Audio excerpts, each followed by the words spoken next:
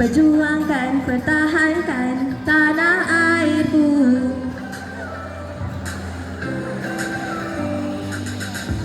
Impian aku gemilang baru, satu suara laukan